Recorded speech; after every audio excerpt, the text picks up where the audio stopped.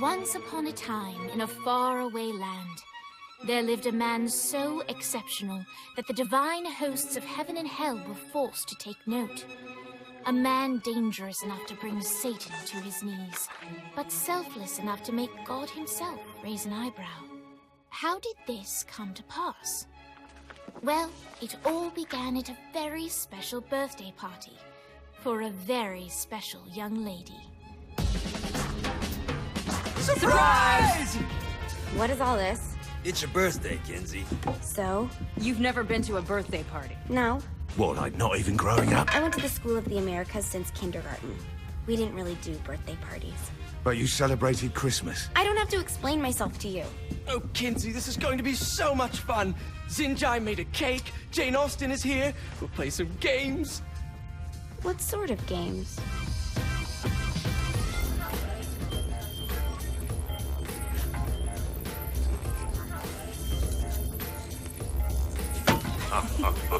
So you celebrate birthdays by trafficking with spirits? It's spooky and fun. It's a bunch of letters. It's tradition. Every slumber party has to involve a spirit board. Slumber party. How's it work? We ask it a question, and the spirit of the board will reveal the answer. How? Yeah, someone pushes the pointy thing to wherever they want. Wait, can we go back to you and your slumber parties? No time. All right. Everyone put their hands on the cursor. Cursor. I feel the magic already. All right. Will the President/God Emperor for life ever choose a partner to reign alongside them? No. Ooh, someone's getting married. Shut up, Matt. Who will tame the president's wild heart? What are you cunts trying to spell? I'm not moving it. That's the spirit, Kinsey. I'm serious. I'm not moving it either. Neither am I. Jezebel? Who the fuck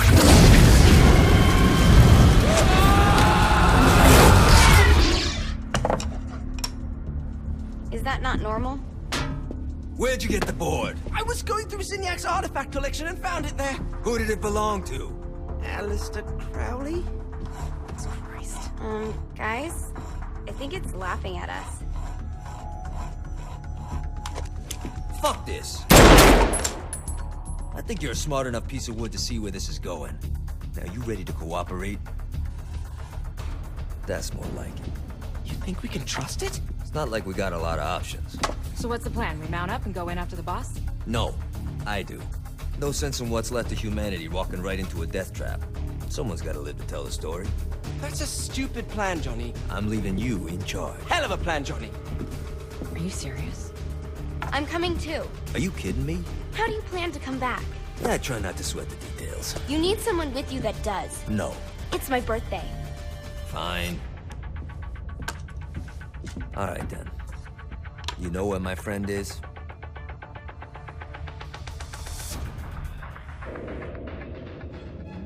True to its word, the spirit board opened up another portal and sent Johnny and Kinsey screaming into hell.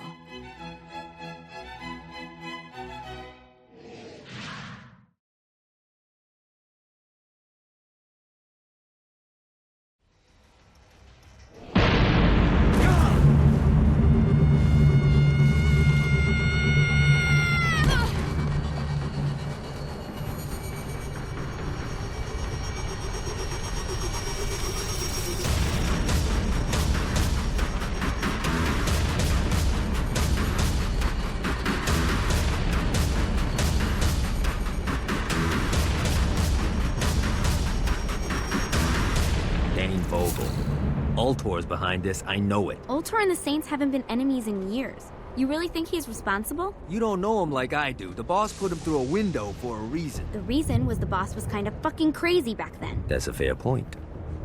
You know how much easier this would be if we just found a car? You know how much easier this would be if you just gave me a second? Alright. Now how are we gonna find the Ultor building? Biggest building down here, giant Ultor sign on it. I don't think this is a problem. I'll buy that.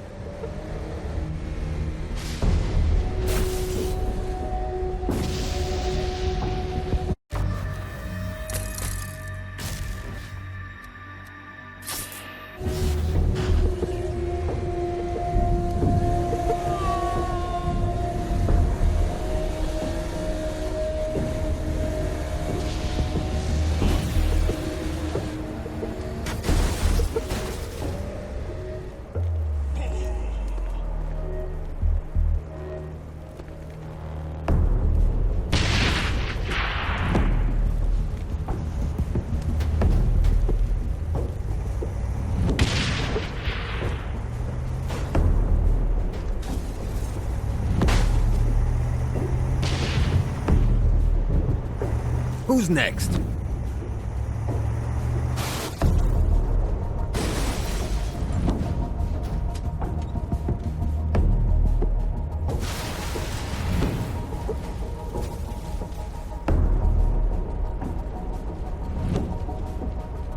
Out. I think we may have got the attention of the demons.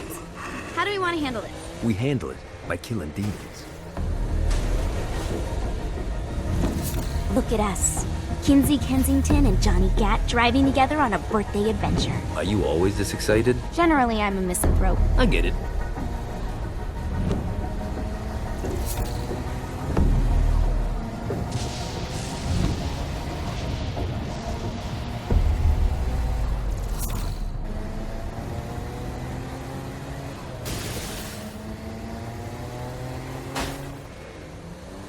So this is hell. Not as bad as I thought. It kind of reminds me of Steelport.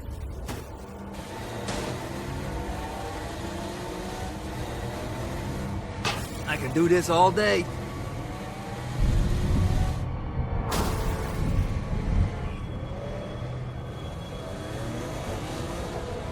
So, what's the plan? Oh yeah. I'm gonna shoot him in the face unless he gives us the boss back. What if Dean doesn't have the boss? I'll probably still shoot him in the face.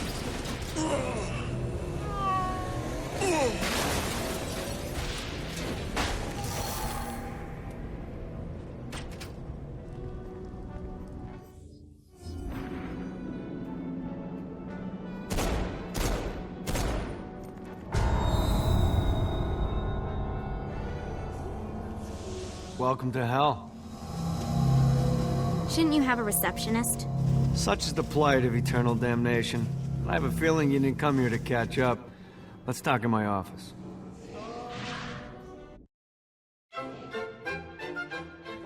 Not even death could stop the enterprising Vogel, who wasted no time in setting up an Ultor branch in the bowels of hell. Dane was eager to fill Johnny in on the ever-shifting politics of land rights in the underworld. But real estate mattered little to Johnny, who only cared where his friend was. Where'd you put the president? I've been trying to explain that. I didn't take them. Bullshit. You expect me to believe you just happened to be the first thing we see in hell? Maybe it's just me, but your thank you sounds more like an accusation. That's probably because he plans to kill you. Okay. I get the trust issues. Can I show you something? The pieces all came together. The president had caused more chaos and destruction than any other in human history.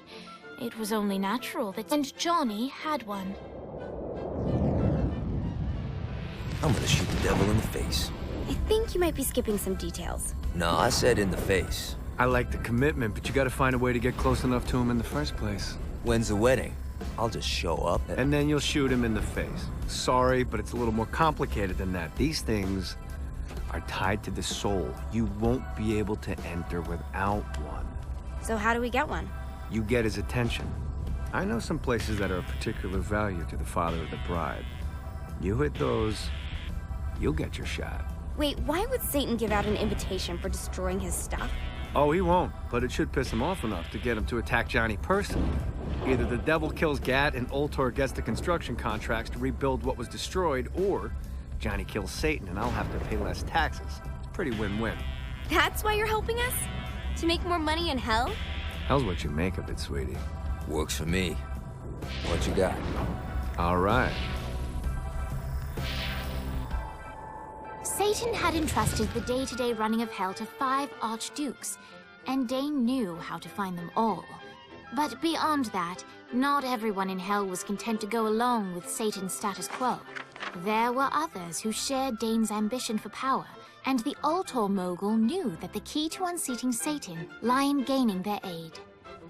But before Johnny set out to wage war against the Prince of Darkness, Dane had one final gift, an artifact that he had spent fortunes on. Lucifer's cracked halo. This holy relic granted Johnny the majestic wings of the Morning Star. However, he still needed help in learning how to use them.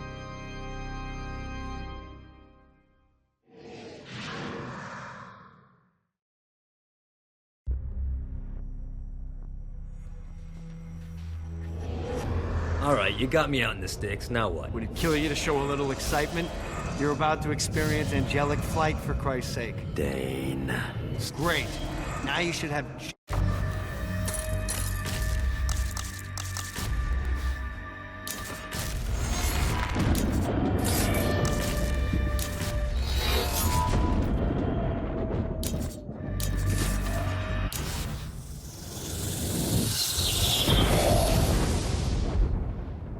All right, let's start slow. Try to jump over to that next island. Also, the longer you charge your wings before jumping, the further you'll go.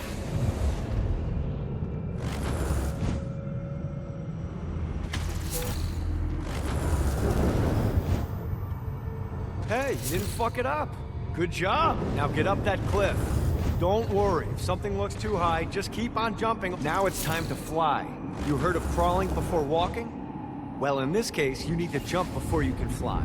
Launch yourself in the air with a jump, and then hold your wings out to glide. You'll have to dive to reach the next island. Do that by pointing your head down. Don't worry, the rest of your body will follow.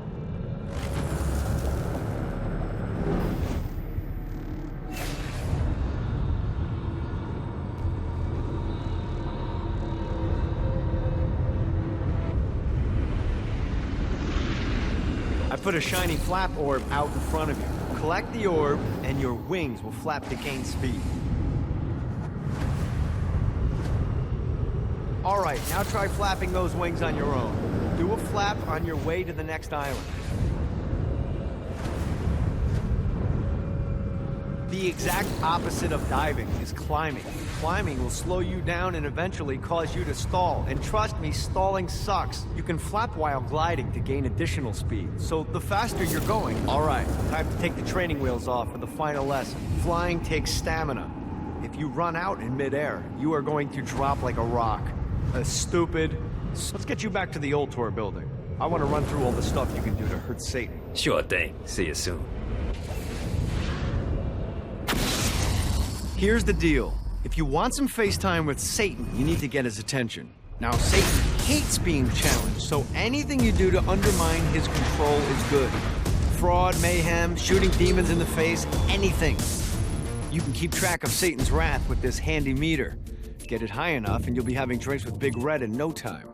I've compiled a list of shit to do, so take a look and do whatever sounds fun. Oh, one more thing. We have some potential allies down here. Trust me, you want to impress them.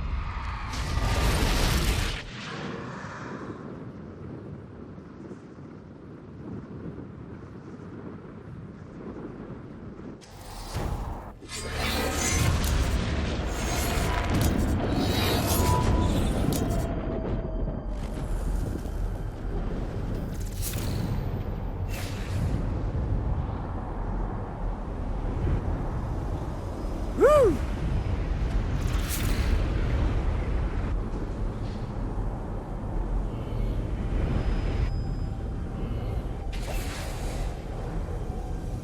This is bad timing.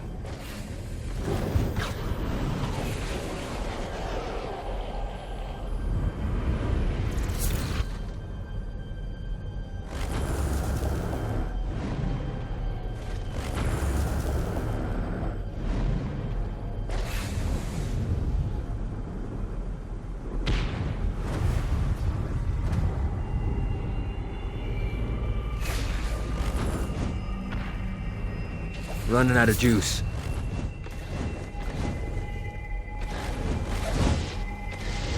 I hope there's not something ridiculous like 100 of these to find. God, this feels good.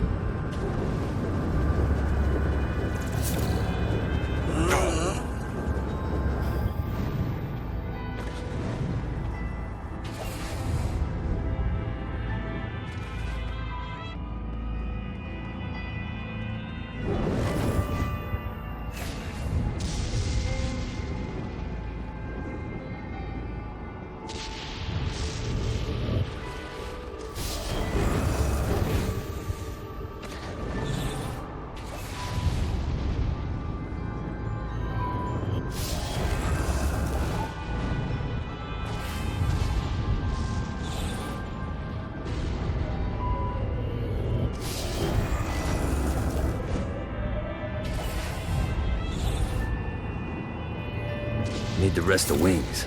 Gotta find more of these things.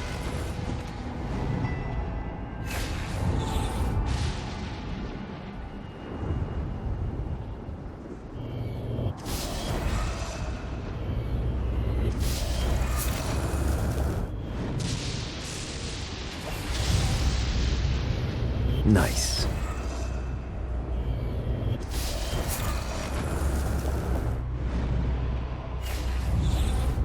Yeah!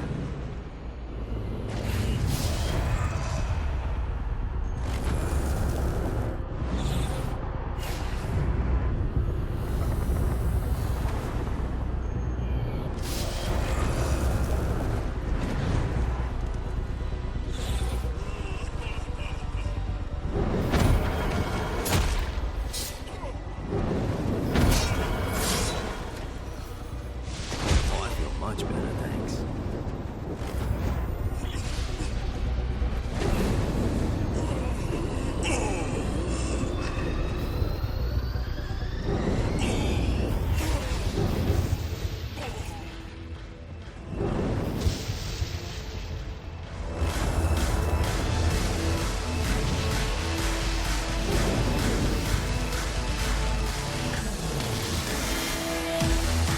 Lights up.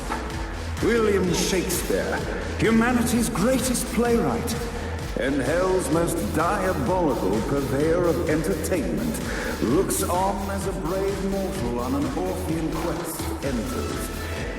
The bard's interest is piqued, and he looks to test his visitor's mettle.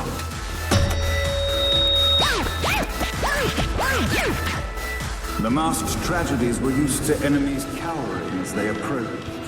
But soon they realized that they faced a foe with courage and nobility, traits uncommon in the fires of perdition.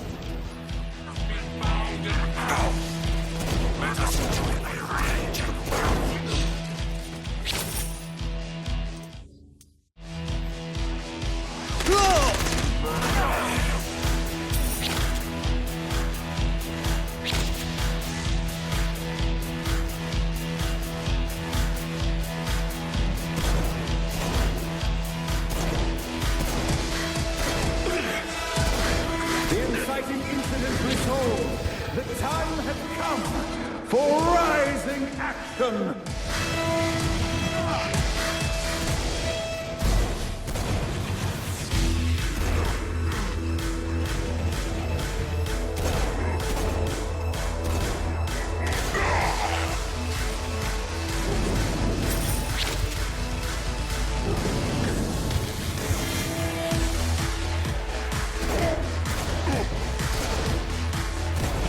The battle raged on below, and as bullets and blood...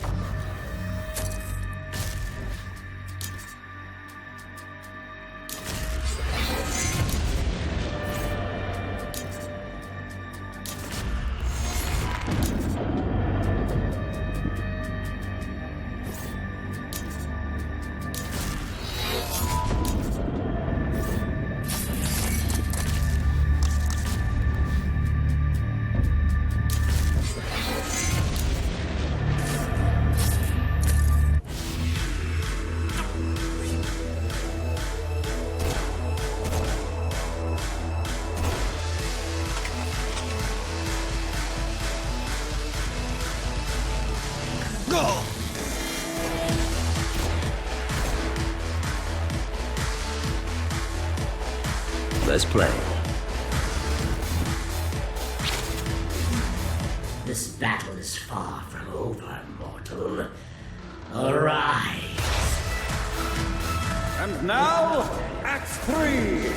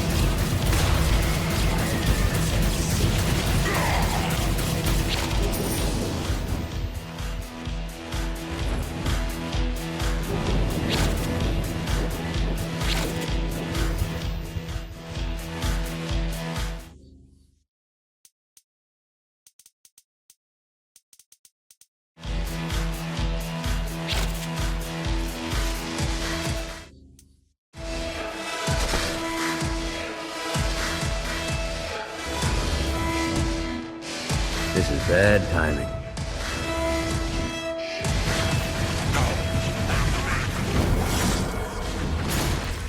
The screams. Die! Make no sound! The conflict resolved, Shakespeare eagerly awaited meeting the champion that dispatched so many of his men. Undoubtedly, they were here for the Bard's aid, and while happy endings were not a thing found in hell, Shakespeare always had a soft spot for comedies. In the land of the living, William Shakespeare is regarded as one of the most prolific playwrights of all time.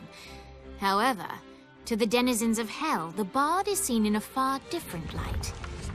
After selling his soul for fame and adoration, Shakespeare served in hell as Satan's spy master general.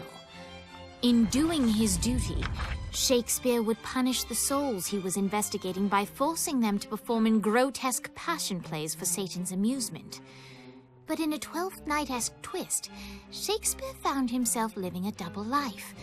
While he projected an image of cruelty, his heart was as soft as Jezebel's. In secret, he would tutor her on the classics and act out the works of his mortal days. When Satan found out, he cast Shakespeare out of the palace, believing that the poet would be tormented by the populace of hell, far out of Jezebel's sight. But Satan had not counted on the bard's cunning.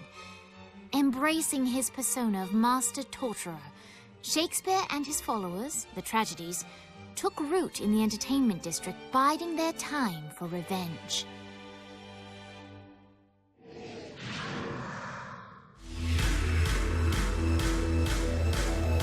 And so, Shakespeare called forth the Deus Ex Machina to bestow our protagonist with the arcane power of Force Stomp.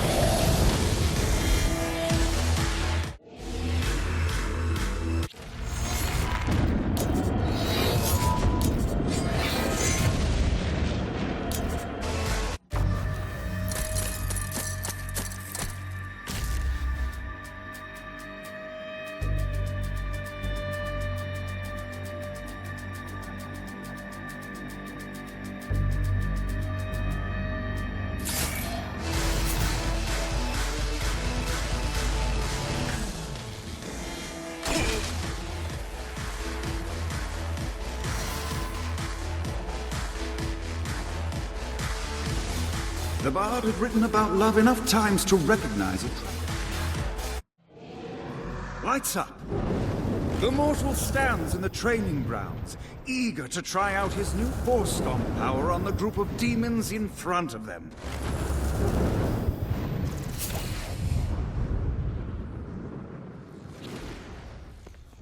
That's good. A vexed hero is seemingly unaware. Act 1, Scene 2, in which our protagonist kills more. Act 2, in which our protagonist is greeted by foul imps.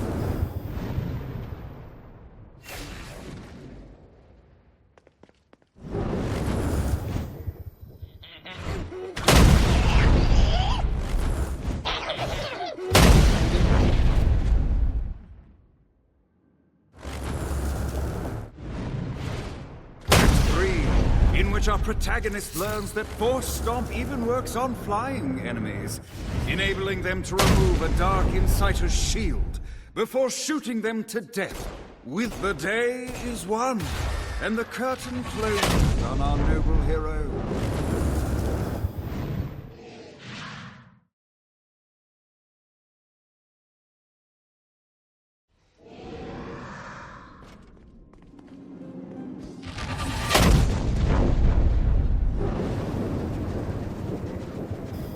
Satan could have avoided all of this if he'd just listened.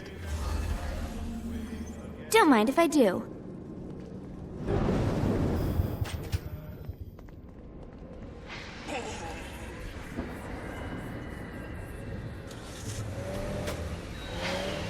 The bard gives exposition, which reveals that the president has been trapped inside some sort of soul crystal inside Satan's palace. The only way for our There's lots of ways to get Satan's attention, but we should never forget the classic. rampant fucking murder. Pride is a sin the Devil's Army has in spades, so if you want to pick a fight, you can bet your ass they're coming in droves.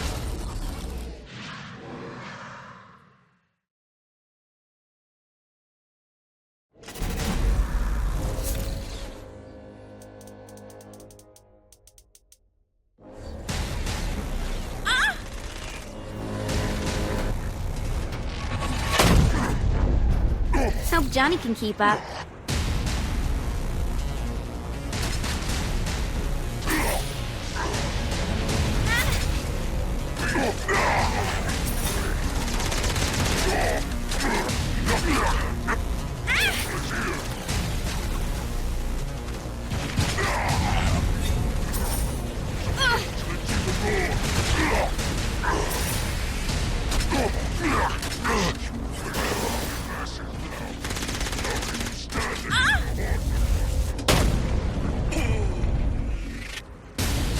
Don't you guys ever quit?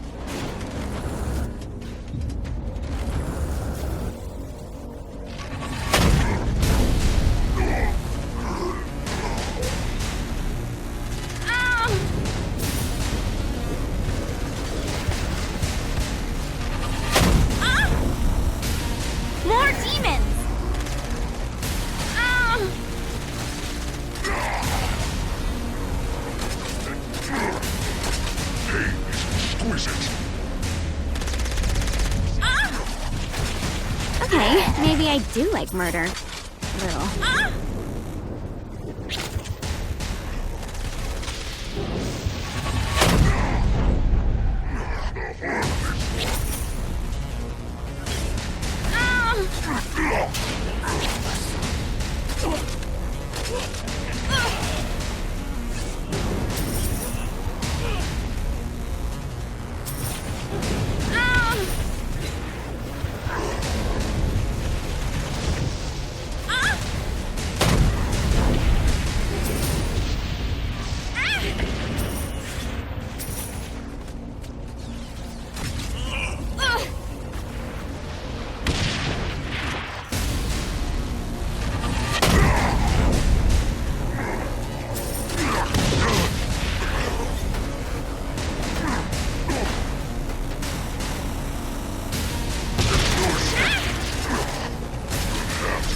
Starting to feel sociopathic.